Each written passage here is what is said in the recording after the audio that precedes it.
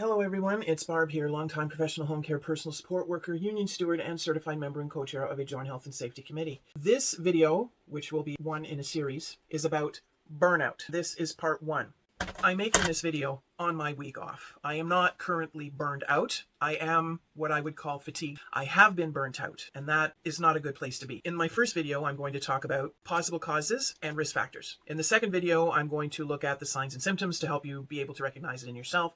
And in the third video, it's going to be things you can do to help the situation. Part one, here we go. Possible causes. Lack of control, especially in my line of work, home care. We have a big lack of control there because the hours will be either a lot or little. We call it feast or famine. And that's something we're not in control of. And it is very, very stressing on us. Unclear job expectations. I've experienced this in a way where I'm looking for an answer to something. And I want a definitive answer, so it's done. But depending on who I talk to, I'll get a different answer. That is infuriating to me because I want the answer, but I can't get one because everyone has a different idea of what it should be. Dysfunctional workplace dynamics. Bullying, be it from coworkers, management, patients, that's a real thing and unacceptable. Extremes of activity. That can kind of come under what I was saying about the feast or famine with the hours.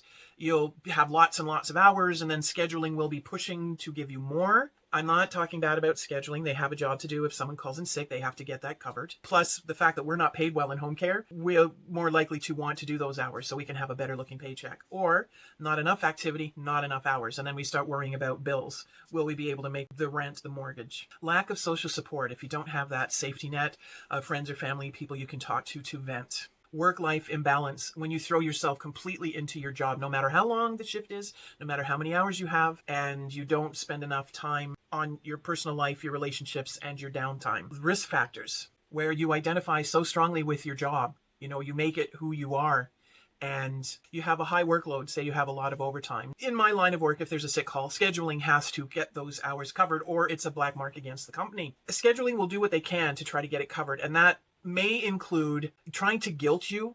Oh, well, you're the only worker. That sort of thing. And I've seen that happen. And I understand they have to do a job. The thing of it is, some of us do not know how to say no. And we will say, okay. And then we just work. And then poof, it's like a light bulb. We burn bright and then we're burnt out. Here's another one where you try to be everything to everyone. Yes, I can be that for you. Yes, I'll be that for you. Yep, I'll do that. I'll do that. I'll do that. You don't say no. You don't lay boundaries.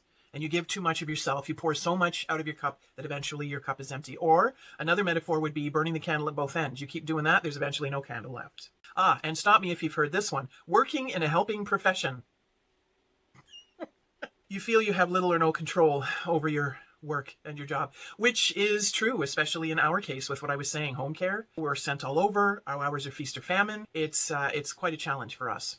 Your job is monotonous. Now, I love my work. I do. My work is what I do. My job is who I work for. I love my work. But here's the thing. I had said to a friend of mine that I have become bored. Not because I don't like the work, but up until some years ago, I used to do all kinds of special functions and restricted functions, such as feeding tubes, suctioning, nebulizers, intermittent catheterization. Lately, in the past bunch of years, they just seem to take on cases that are very simple. So I miss the challenge. Still love my work. That is it for this section. I'm going to go on to the next one, which is signs and symptoms and also consequences. So I want you to stay tuned, stay healthy, stay safe, stay hydrated, and I'll see you on the flip side.